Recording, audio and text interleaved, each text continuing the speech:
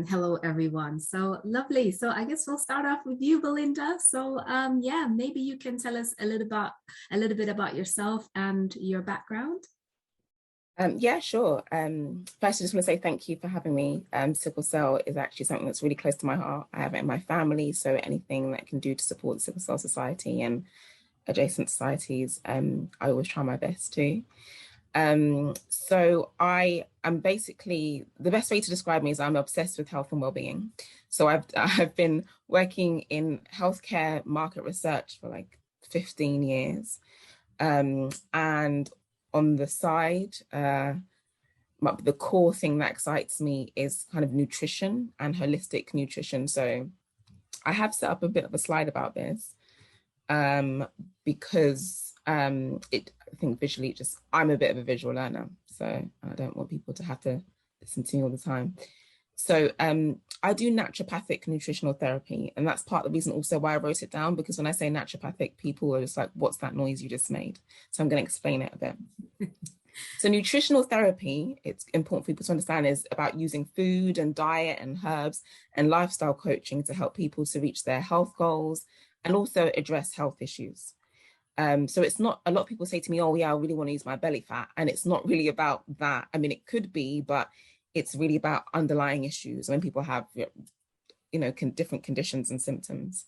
It is evidence-based, and it's important to understand that it's not just about what we eat or drink, but actually what your body can absorb. And we'll see that from the iron discussion today, from the things that we consume. And we do have some general principles, but really we work on a case-by-case basis. Now, naturopathy is based on this idea that the body has the means to heal itself, but what we consume can either help this or it can hinder this. Okay, it's quite a basic principle. So it's a very holistic way of looking at our bodily systems and how well we are. So it doesn't just look at the physical, think about what you eat, and then people might think about how they move, so they think about exercise. But really, naturopathy looks at holistic well-being and how our mental, emotional, spiritual, and physical are all linked. So that's just like a foundation there. Yeah. Lovely. That was really interesting. You got my, you piqued my interest there. So good. Keeping with the theme then, can you tell us a little bit about what iron deficiency is then? Yeah. I'll talk about iron deficiency in that. So we have iron deficiency is basically your body doesn't have sufficient iron stores, right? Or enough iron running through your blood. That's that. There is iron deficiency anemia, which is when basically your hemoglobin levels aren't enough to carry the iron. So that's the difference there. You can be iron deficient but not have anemia. That's one thing to keep in mind. And also, I just want to make a side note. A lot of people don't know this. You can be anemic but have normal iron levels, because there are different types of anemia, and you can be low in something called B12, vitamin B12, and vitamin B9, and have anemia. So that's another thing to keep in mind. Yeah. But today, obviously, we're going to focus on iron. Okay, lovely. So, kind of coming back to iron deficiency then specifically, what are some of the symptoms that people might experience if they are actually having iron deficiency in particular? Yeah. So one of the biggest ones is fatigue. Not the challenge, but one of the things, because fatigue is so common with so many conditions, it's important to note that just because you are fatigued, it doesn't mean you have iron deficiency or your iron stores alone. And it's really, really important to remember that, because I hear a lot of people say, oh, I'm tired, I'm really tired, I'm going to get some Floridix or I'm going to get some iron supplements. And I always ask them, why? There are so many reasons why you could be fatigued. So first of all, it could be incorrect, but the other side of it is it can be dangerous, because there is such a thing as iron toxicity. And that's very dangerous, because the excess iron actually gets stored in our heart and in our liver and can cause real damage. So one of my pleas is get tested. If you're low in energy, and that's your main thing, get tested, but also ask yourself some key questions. Are you sleeping enough? So many clients that I see are just like, okay, yeah, that might be a good point. So let's make sure that you're sleeping enough before we start giving you supplements. But that's my answer to that. I see. That's really interesting. I'm definitely guilty of that. Like, as soon as you start to feel a little bit like, okay, I must be low on iron, you run and get some supplements. Not always the best way forward. Yeah. So kind of touching on that point then, would you say there are particular groups of people that tend to have lower iron levels generally? Yes. So more likely are women of reproductive age, and that's because of menstruation. So they're regularly losing blood. Also children, it's just sometimes the rate of growth that they're having, that they just don't have enough iron for it. And obviously not all menstruating women are low in iron, but I see it so much. Those who have heavy menstruation, more likely, and things like fibroids, again linked to that heavy menstruation, more likely. So that's where we generally, those groups, some conditions might make you a bit more susceptible to it as well. Another thing, you might find yourself, you have low iron if you have low stomach acid. So this is where we talk about absorption. Your body can't absorb iron if you have low stomach acid. So if you have any reflux problems or anything like that, it's good to address that. Oh, that's really interesting. I've never heard that before. That's really good to know. Why we study nutritional therapy. Yeah, it's getting more and more interesting. So I know you touched on this before. You actually said before that sometimes if you overdose yourself and you start just taking supplements without being tested, there are some toxicities that can occur. So can you elaborate a little bit more on what happens when you have too much iron? Like what are some of the telltale signs, for example? So just before the other question of women who are pregnant also can be low in iron just because of the rate of growth. And just as a foundation thing, so I like people to just know what we're talking about here. One of the key roles of iron in our body is for energy. I don't remember if anyone remembers secondary school or high school remembers talking about ATP, and it's the energy currency. Iron is so key. Iron is so key in that process. You have a whole bunch of, and also other vitamins and minerals that help the process to make that energy currency. So if you don't have the iron, you do not have the means to make that energy currency. Okay, that's why you feel fatigued. You don't, like, I literally can't get up. But also it plays a role in our mental cognitive function. So people who's like, I feel foggy, my brain is foggy. It plays a role there as well as many other things. So if you imagine people that are growing quite a lot or growing someone in them quite a lot, it's just like it can't keep up with the rate a lot of the time. But on the other hand, hemochromatosis is actually a genetic disorder where bodies just take in so much iron, they just absorb so much, and it just builds up really quickly.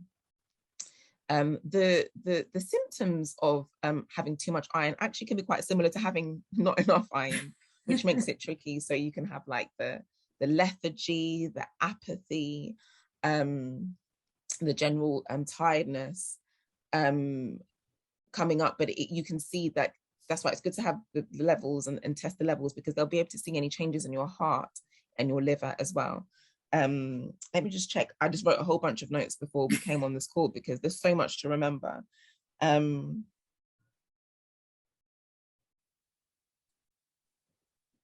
Yeah, pretty much the same. You can get some tissue damage and infection as well. So what a lot of people don't know is that a lot of bacteria really love iron. Oh. Yeah. So having excess of it means that more bacteria can proliferate, can grow. Just that tissue damage as well, which is obviously when it's a bit more advanced, but it's something to be cognizant So it's of. just like you said, I think it really reinforces the importance of actually getting those levels tested, because if it's too low, of course, it's still a bit of an issue. You're still going to have the fatigue. And then if it's too high, you're risking some serious issues there, like tissue damage that you said, and toxicity. So reinforces that first point of getting tested. Don't just run and get supplements. and I say this, like, especially men, especially if you're not menstruating or you're postmenopausal, like, why are you running for iron? There are just so many other let's calm down, everyone.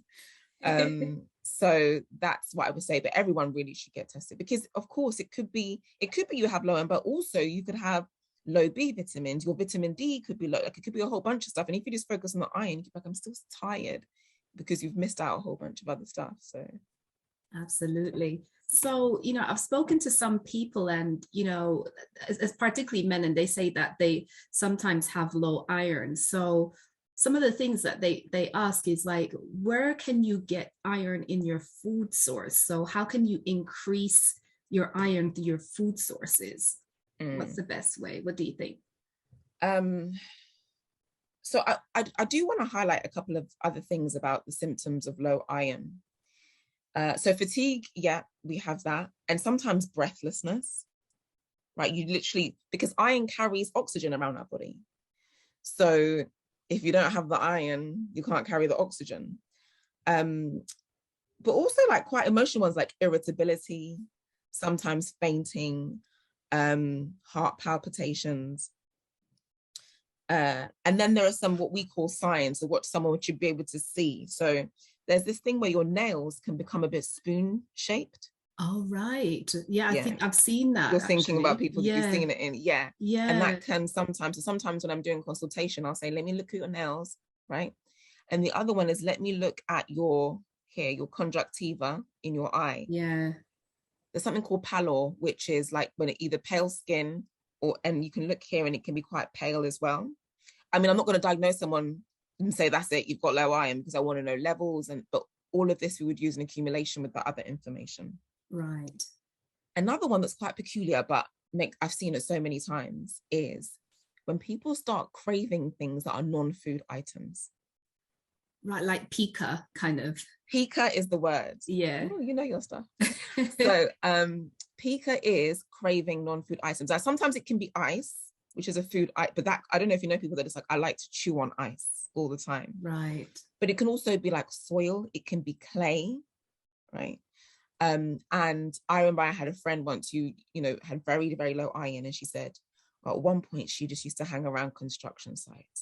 not like a weird hobby, but if she was walking past a construction site, she would just be like, this smells amazing. And it was just, that's how deficient she was at the smell of like, cutting the iron, everything was just like a vampire for iron. So these are some of the other signs sometimes that also hair loss. Of course, yeah. Or bristle hair. That can also be one of the signs. So I just want us to be cognizant of that, because sometimes like people, I'm tired. Okay, are there any other symptoms? Yeah. So yeah, that's something to think about. But your actual question was about especially men feeling that they've got low iron. Yes, and wanting to increase their iron intake perhaps from their food sources. So, what can they do other than obviously the standard of eating spinach, how can we do it for our food sources? Okay, which is the best way to do it, right? So I've put together a little table. These aren't all, Perfect. But these are some. And I've split them up by animal protein, plant protein, whether it's fruit or veg, and grains and starches.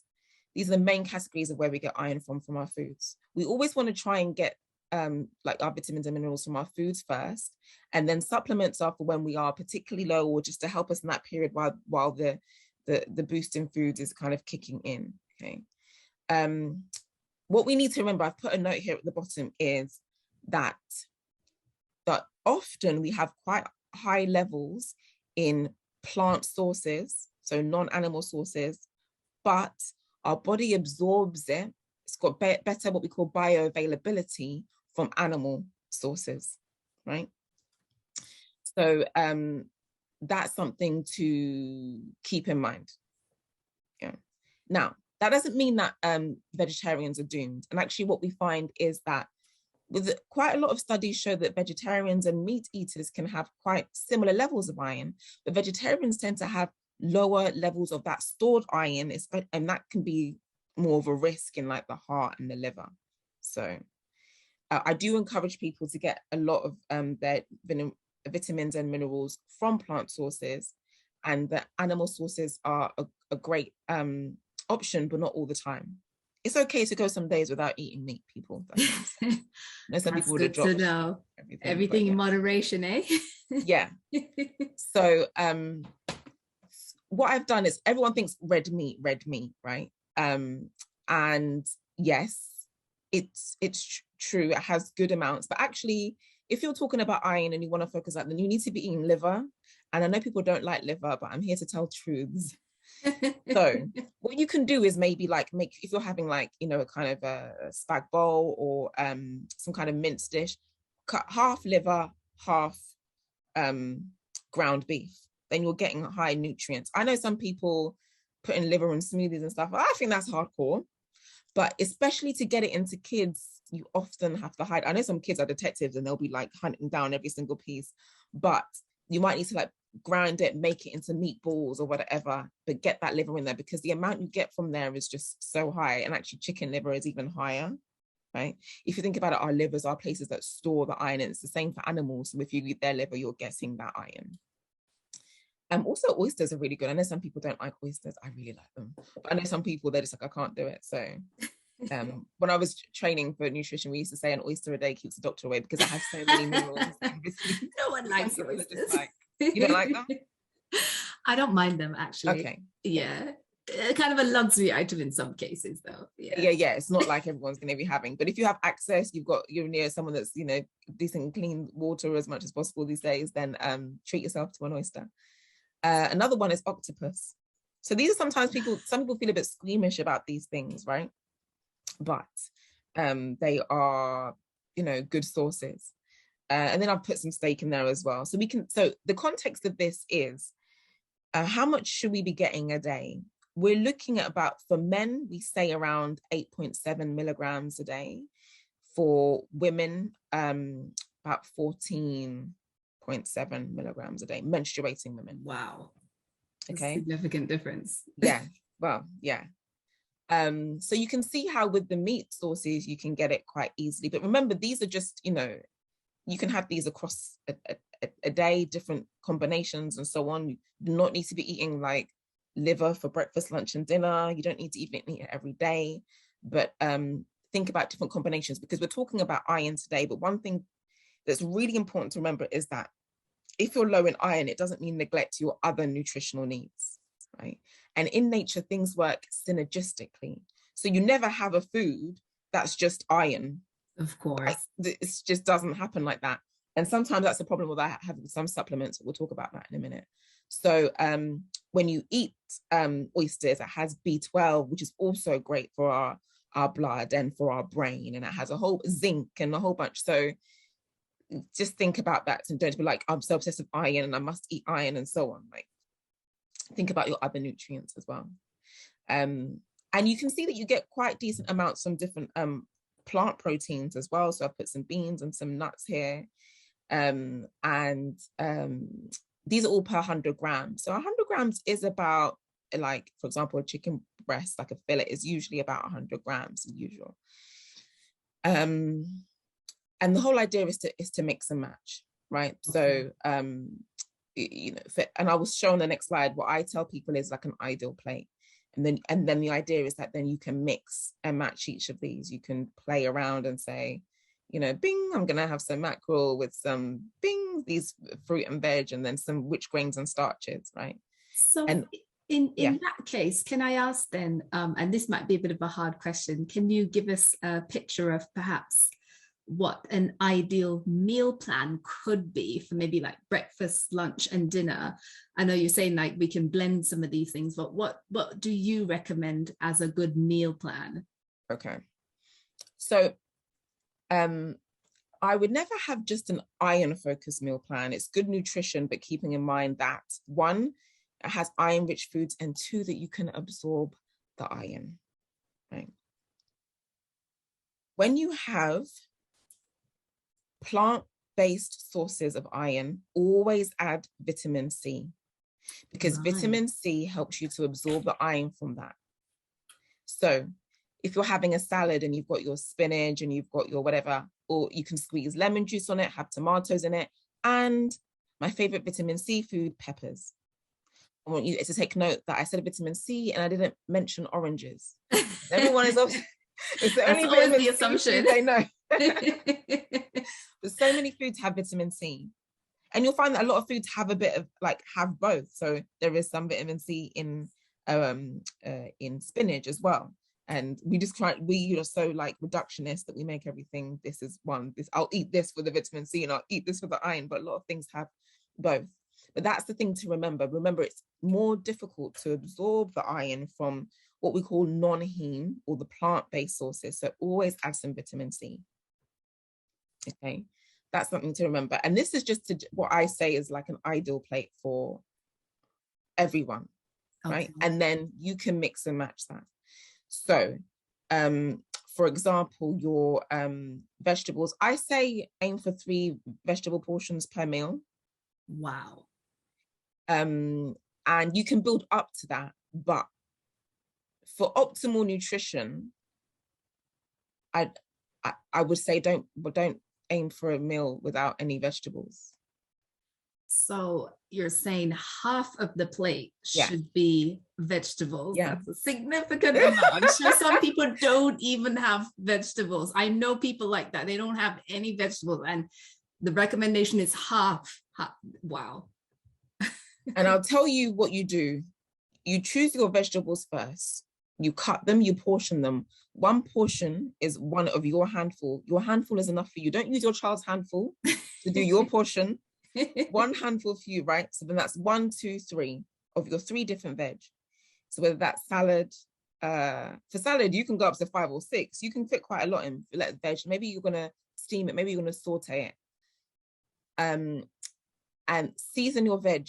Please be respectful to vegetables. I get very angry because people say that vegetables don't taste as good as meat. You seasoned your meat overnight and then you boiled the vegetables until they're dead and you'll say they don't taste as good. Like, it's disrespectful. So season your veg. Yeah, use onions, use garlic, use herbs, use spices. It's okay. So you cook your veg, plate your veg first. Okay. Because I guarantee you, if you plate everything else first, you're going to have some dead piece of spinach hanging off the side of the plate and be like, oh, it's all I can fit on. Plate your veg first, right? Then 1/4 of your plate will be your complex carbohydrates, whole grain option. So whole grain is particularly good for iron. So the potatoes and so on don't have as much iron, but also they're great to eat just generally, like with the skin on and so on. But when we look at the quinoa, rice, buckwheat, bulgur wheat, all these things you can have. It's like 1/4 of your plate, and then the other 1/4 is your protein. Now, another thing that how I said we like to make things quite reductionist. You will have some protein in some of your grain, like it's not pure carbohydrate, but just in terms of having the substantial amount of protein, you put that in the other 1/4. So that could be the meat, your fish, your livers, chicken liver, tofu. It could be your the beans that you've decided to cook up. Chickpeas are a really good source of iron. And that's basically the rule. I tell this for all of my clients. Let's go with this rule, and then see. And everyone just says, "Well, that's a life changer. Change everything." First of all, I'm eating more fruit and veg. Secondly, I'm actually not as hungry as I thought I was going to be. I don't crash. And then you can experiment with different veg as well. Like everyone says, it's a game changer. So this is what I recommend. This is really interesting. Good. I'm glad. Yeah. So if you are vegan, for example, that could be some chickpeas, that could be like cooked up. You can mix up with some lentils and so on. But also remember, if you are a meat eater, you can do a casserole or some kind of thing in the oven, add some of the beans to it. I'm really big on just promoting fiber in whatever place I'm in. So add that to it, then add your whole grain. But remember, your vegetables are already decided and cooked. Okay. And obviously some fruits are really good for this as well. So you've got some things like dried apricots. If you look like per 100 grams, that's 6.3 milligrams. Now, I will say, let's remember this is all per 100 grams. So something like the pumpkin seeds, 100 grams in 1 serving is a lot. We probably go for like 30 grams. Yeah. Same with the dried apricots, 100 grams might be a bit, but this all adds up. So imagine you have some oats in the morning, right, in the right hand column. You add some dried apricots on top. You add some flaxseed with it, maybe, and then you also add some pumpkin seeds, because you're not trying to get all your 14.8 or your 8.7 in one meal. You have the whole day for that. Yeah, so spread it out. Okay. That is really useful. I like the idea of having to put your veg in first, because I suppose it's a psychological thing that, you know, your plate looks already full. So it's kind of stimulating you to actually have more veg by putting that on first. I find that really, really interesting. I'm telling you, it's a game changer. And I'm not really like, it's not, some people try and do it, but like, yeah, it's a great weight loss tip. It's a great nutrient tip. If you think about the most nutrient dense food, it's our fruit and our vegetables. And we tend to treat them the worst and put them last. And then be like, why don't I feel well? Because you didn't respect your spinach, that's why. I have another question, actually. Yeah. You mentioned that it's always useful to have other foods that help you take up iron as well. And you mentioned sweet peppers. And I'm very curious about this. You also mentioned that, of course, the standard oranges. I wanted to kind of ask, what other sort of fruits and perhaps foods are there that can help you take up iron and absorb iron in your diet? So I would say that vitamin C is the main thing. A few things to kind of be careful of, and sometimes it's more around supplements, but I just say generally, if we're really trying to up your iron absorption, dairy seems to inhibit. Yeah, just wow. I think we need to have a moment silent for the people that are obsessed with cheese. Yeah. When you say dairy, yeah, so calcium actually. So sometimes some nutrients actually are they are in competition for absorption. Right. So you need them both, but sometimes you have them separately. And calcium is one of them, but also dairy in general, it looks like it probably competes, and you should have it separately. Right. Right. I always tell people when they're having iron supplements, don't have it with it. And also tannins, and tannins are in tea and coffee. So I need to speak to our parents as well, because they love having a cup of tea with whatever medication they're taking or whatever supplements. No, leave it like an hour, 2 hours on either side. Take your supplication with water. Yeah, because that can inhibit the absorption. I know I'm talking more about things that inhibit, but something to think about. And then at the end, I mean, I will, you know, the background of all this is that everything kind of balances out if you're eating a variety of things and a balance of things. But there are things, I don't know if you've heard of what we call like oxalates. Probably not.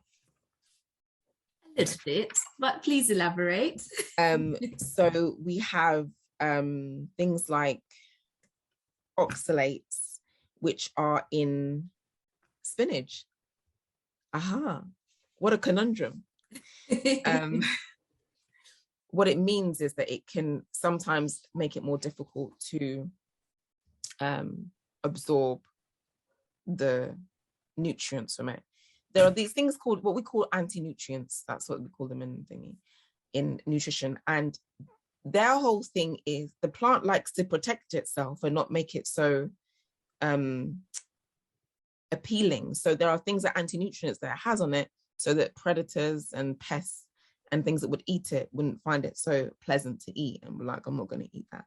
So we have phytates. Maybe you've heard of that. Oxalates.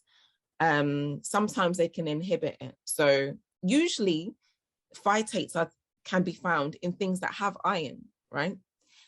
So things like legumes are like lentils and beans, but also oats and peanuts and chickpeas and brown rice. Usually you can reduce the amount just by cooking them. Right. And the same with oxalates, which is spinach has oxalates, and some almonds and potatoes and beets. Again, cooking them helps to reduce those a bit. It doesn't mean you can't have raw spinach. It's just that, because the thing is, cooking also changes what you absorb from different things. So have a mix. Some things, sometimes you have it raw, sometimes you have it cooked. Don't cook it till it's totally dead. steam it beforehand. Something like spinach, you rarely need to cook. You can cook everything, then put it on top and mix it in, and you're done. Because we all know the spinach depletion is serious. It's disrespectful. Like 2 bags of spinach and you've got like this much in your plate. Yeah, it's so deceptive. Yeah. So just having a mix of it. But then if you're having spinach and you're putting it in a smoothie, you might want to think of like, do I have enough vitamin C in there to help with the absorption? So mix it up is what I'm saying. Yeah. Vitamin C is the key one though. Vitamin C, and then we have something called MFS, which is, I don't want to get too technical, but basically we find it in meat and fish, MFP, meat, fish and poultry. And they just naturally allow you to absorb it more. But obviously, if you're not eating meat, fish and poultry, you can absorb it better with things like vitamin C. Ah, right. So the key is when you're having iron-rich foods, is to also have vitamin C-rich foods or to have vitamin C, because this is going to lead me to my next question, which is, the types of supplements that would help you increase your iron levels, and what the recommended amount would actually be. So it sounds to me that it really is vitamin C. But I suppose another question is, can you have too much? If you are taking supplements, what is the recommended amount? So it kind of depends on, one, not all supplements are equal. So I don't want to discredit any particular brands, but if you go to a local supermarket and you buy own brand and it's £1, it's just you've bought £1 pea. Like it's like, because they put things in it to bulk it, right? To fillers, and what you want is the purest form and also the most absorbent form. Right. There are different, each supplement and each mineral and vitamin has absorbent forms and less absorbent forms. Right. So sometimes when we get irritation from certain forms, it's not because, I don't do well with iron, it's because they've given us iron sulfate. So one of the main problems that people have with iron supplements, especially from your doctor, is because it's the form of iron it is, it's such a high dose because it doesn't absorb, our body doesn't absorb it as well, that it causes things like constipation, tarry stools, a bit of a stomach upset. But then you can find other supplements that are better, and I'll give you a couple of names of them. So that's something to think about with supplements. They're not all equal. There are generally some ranges that nutritional therapists and so on kind of trust. But one that I've taken before in the past and I recommend to everyone, and I've been, even people that might be on this call, they're taking it at the moment, so I told them, it's something called Hemaplex. Okay. I've taken it before when I've had low iron and the doctor said, do you want to take these iron tablets that I'm going to prescribe to you? And I was like, I really don't, doc. I know how that goes. I know how this ends. So they are Hemaplex. It has a good amount of iron. It's absorbed very well. And it has vitamin C. It has other B vitamins. So really, it's a bit of a multivitamin with a good amount of iron. Just a side note, by the way, sometimes you see multivitamins that are for women and sometimes you see multivitamins that are for men. One of the main differences will be that the one for women will usually have iron in it. The one for men will usually have none at all or a very small amount. Yeah, so that's something.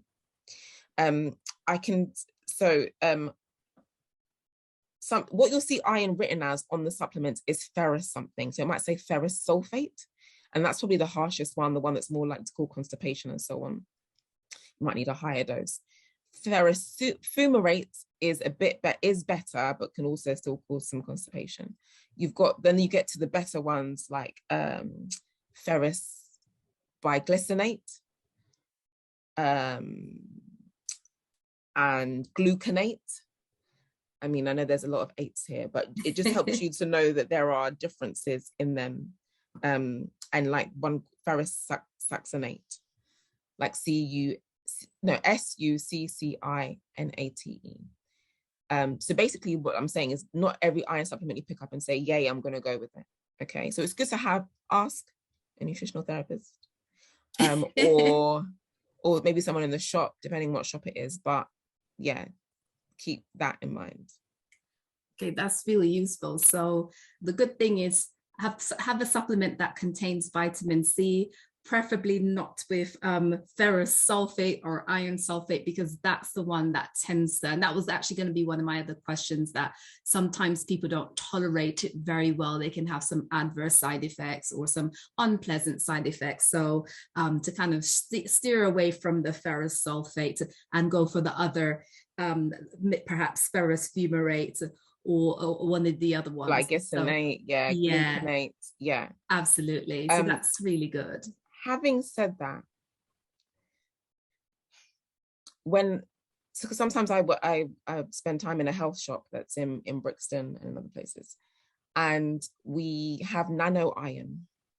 Oh, nano means tiny, tiny, tiny particles, so your body absorbs it really quickly. And we sometimes recommend that to people who are just like, my iron is really low, I'm gonna need an infusion, or the doctors are like, how am I standing? And we might put them on that for a bit before putting them on Hemoplex. And whilst they are checking that their diet is okay, that their stomach acid levels are okay, those kind of things. But when it's like an emergency, because that absorbs really quickly. Nano iron, that's really, I've never heard of that or seen that. So on that point, kind of talking about people that suffer with low iron, my last question is actually just going to be kind of like, once you've done all of these things, let's say you improve your diet, you're taking supplements, how long can it generally take to then recover from an iron deficiency if you're having that, like, is it like a day or is it like a bit longer than that? It can depend. So what's interesting about iron in general, if we have the right balance within our body to absorb it, our body actually absorbs the amount of iron that we need. Wow. So people that need more iron absorb more iron, unless you have a condition, and people that their iron but they need less iron, they absorb less iron from food. Generally, that's the rule, unless we have certain conditions and so on. So our bodies try and regulate it, because, like I said, when it gets to too much, it's toxic. So, and our body is always trying to keep us alive, despite all the things that we do to it, right? So yeah, that's something that I always keep in my mind. Remind me of the question, please. The question is, once you start taking the supplements, how long does it take? Start improving your diet, how long does it take to then kind of recover? And it's like you said, the body's very good at taking care of itself, but obviously it can vary. So how long can it generally take to kind of get back to normal levels? For some people, when they start taking certain supplements, for example, like the Hemoplex, after a few days, they're like, okay, I can feel a difference. Wow. Right? That doesn't mean stop taking it, but it just means that that's your body is really taking in that iron. But our red blood cells, which carry iron, actually regenerate every 90 to 120 days. Right. So often, I've been in this position more than once, unfortunately, where I've gone to give blood and they say your hemoglobin level is too low. Yeah. And they say the minimum amount of time you can come back is 3 months' time. Yeah. Yeah. That's enough time because hemoglobin is connected to the iron, carries the iron, which is connected to the oxygen. So it kind of works like that. But in that time, before the 3 months, you'll start to feel a boost. Some people, it's a few days, depending on. So, for example, with I know someone recently gave them the nano iron. They said in a couple of days that they felt such a difference. Right, their levels are really low, so their body was really taking that in. So it can vary, but I would say add it to other things, make sure you're sleeping enough, because when you require more things from your body, it's going to use the nutrients you have for that. So give it time, rest, sleep sufficiently. Definitely always have movement, but make sure that you're giving that time to your body to assimilate that nutrient. I did remember one thing as well about the foods that are good for iron is that there are herbs, and I don't think we speak about herbs enough. So one of the best herbs to always put on your food for iron is parsley. It has ridiculous amounts like ridiculous. Let me see. I think I even put it on the table. If you can see the parsley here, for 100 grams, it's like I 120. noticed. You just need to be sprinkling it. Like, you don't need to be in like chunks of it. Like, yeah. But yeah, like we should be just, herbs are so, I'm obsessed with herbs. They're so beneficial to us, so beneficial. And there's a whole bunch of herbs we don't know about. I have put an exclamation mark around the fortified cereals because they add iron in. What that means is that you can quickly go over like your Right. RNI just from having like a bunch of cereal. Yeah. So try and look for like least processed as possible as the sources. Okay. I just want to see that. But one of the things I learned a lot from being in a health shop, especially with people of Caribbean heritage and like a lot of herbs and so on. Yes, I'm still learning.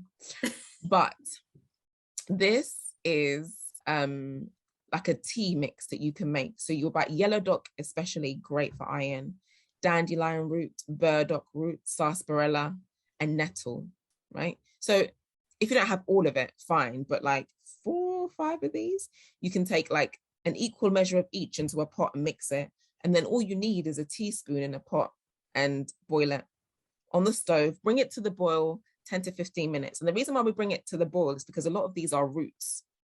Right. Roots, you need to boil. You need to bring to the boil. Leaves, like a peppermint leaf, you can pour the hot water over it and it just comes out naturally. But roots, you need to boil a bit. Okay. Right. And what I would add to this is blackstrap molasses. Molasses. Yes. This is definitely Caribbean. Yeah. I'm not even Caribbean. I can tell you that when I started taking blackstrap molasses, I was like, it's earthy and rich and treacly and sweet. Yeah, so 2 reasons to add this. Sorry? It's my thing. Sugar cane, yeah. Yeah, but they process it in a way, and it's actually quite high in certain things, especially iron. When I say high, I mean relatively high. But if you have normal sugar and you have blackstrap molasses, you're always going to have more nutrients in blackstrap molasses, right? And in the tablespoon, you have 0.9 milligrams of iron, which is pretty amazing. I'm not saying have a tablespoon a day. That's probably a bit much because you actually don't need that much. But if you think about it compared to other sweeteners and so on, it's good to have it. And sometimes they give it to women who have just given birth and so on, just to help with the supplement. And some people, they can actually feel a difference. And some breastfeeding women are probably having a tablespoon a day just to like get through. This is the only thing I've got time for. So I'm just going to like chug through this. But add some of that. You don't even need it. Like I use maybe like a quarter, half a teaspoon to it. Extra iron boost, but also full disclosure, this tea is bitter. I thought as much. It's like the classic thing, you know, with teas, but it's very, very Caribbean. And I think the molasses will give it like a little bit of a different flavor to make it a little bit more manageable. Yeah. You can still taste the bitterness, but it's also got a bit of sweetness to it. And then it's actually quite palatable. Because when I started having, I tried to have it without it. I said no. And I'm used to having bitter things because I love them. They're really good for our bodies. But I just said, I'm not doing this. It's not by force. When I started adding the molasses, it changed everything. So this is a good tea to be having just regularly every day, because things like the dandelion, the burdock are also good for just helping to just strengthen our blood, really good for our liver. And our liver is our main detoxification organ, so we need to be supporting that. Nettle is good for like respiratory health, and so this is just a nice tea to be having in general every day. Fantastic. Every other day. Thank you so much, Belinda. I think we're almost at time, so I'm very keen to kind of open up the floor for questions from the audience. I'm sure they have lots of things to ask you.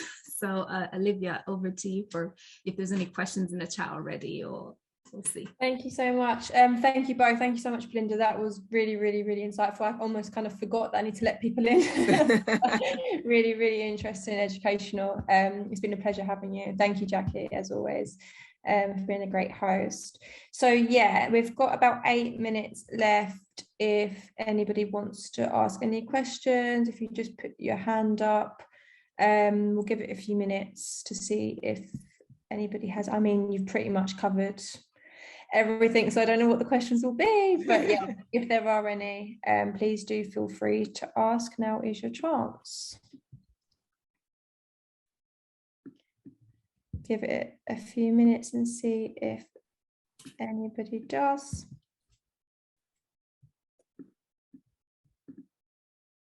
Oh, how do you put your hand up? Don't worry, Anna. You can just ask. If you take yourself on mute and ask, or put it in the chat if you don't want to speak. Totally up to you.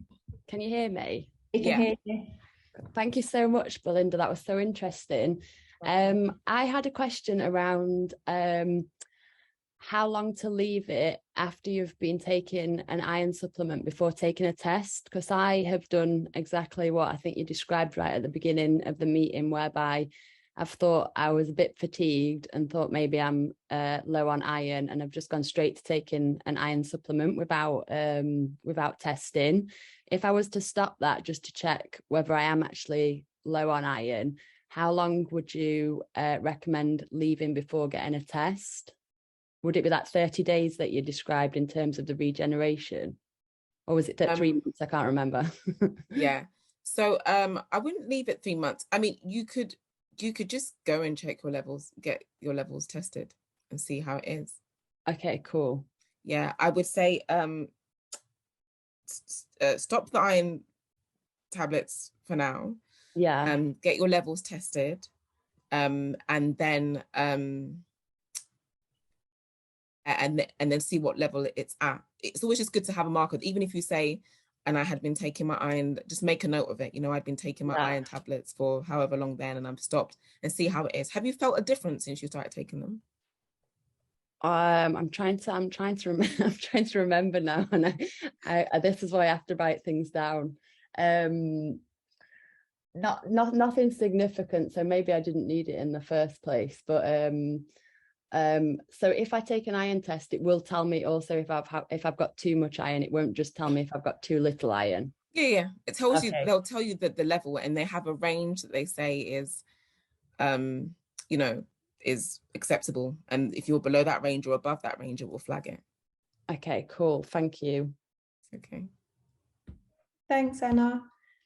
Anybody else? I'll give it another minute or two. I have a question, actually. Belinda, you mentioned something really interesting when you said that sometimes iron levels can be affected by stomach acidity. And I just wondered if this is something that you have to have tested by a medical professional, if this is something you can evaluate yourself. Like, how does that work? Usually when we have acidity problems, there'll be indications. It might be some people have a heartburn issue. Some people have they can just feel like a kind of burning, aching. Some people you might have other deficiencies like B12. That's also deficient when you have low stomach acidity. So they don't always test for it, but and I don't want people self-diagnosing themselves. So definitely speak to some kind of medical professional about it to help you with that. And then you can look at ways to increase it. It's like betaine hydrochloric acid. Some people put apple cider vinegar in their drink in water and drink it before eating. But yeah, there are a couple of indications. They can test for it, but sometimes I think they just prescribe something for it. I see. Thank you. Yeah. Thank you for that. I thought it had to be something really invasive or something, but that's no. And generally, it's not going to be the top reason why someone is low on iron. Usually, we're not taking enough for what our body needs, or we're not taking it in absorbable formats, or we're not sleeping enough. So having that balanced diet is really important. Yeah. In moderation. Yeah. I'm not a promoter of like having a carnivore diet either, you know, just. Brilliant. Thank you so much. I don't think there's any more questions. I think that's down to you being amazing. But before we go, I'm just going to remind everybody why we're here today. I know some people joined a little bit later. So this event today is run by Give Blood, Spread Love, which is a project run by the Sickle Cell Society. So before we go, just a reminder, approximately 15,000 people in the UK have sickle cell disorder. Our project Give Blood Spread Love aims to encourage people of Black heritage to sign up to give blood to support people living with sickle cell. Often we speak to the community and we hear people say that they would like to give blood, but their iron levels are too low. So the purpose of today's event was to discuss iron deficiency causes and symptoms, share some top tips around how to increase your iron intake, so you can go on to actually become a blood donor. So again, you can register to give blood at bit.ly/SCS give blood. And I'm going to put that in the chat now for anyone that missed it at the beginning. And yeah, thank you again, Belinda and Jackie, for an amazing session. And thank you everyone for joining. It's been really, really insightful. Oh, and before we go, we also will be having a follow-up session next week on Instagram, where Belinda will be making a smoothie, an iron boosting smoothie. So do follow us on Give Blood Spread Love. And also follow Belinda if you want to give your handle. Can't remember it off, but is it? Yeah, I'll write it in here. Yeah, just so put that in there as well. So if you follow us both, you will get the details of the next event, which I can't wait for. So yeah, we hope you guys can make it. Yeah, so you can see it in the chat everyone. Now. Thank you so much, everyone. Have a enjoy your balanced meal dinners. No oven pizza tonight. You can have pizza, but you need to put the vegetables on there first. Put the vegetables on first. Thank you so much. Thank you both. Really great session. Bye. Thank you. Bye. Okay. All right, bye.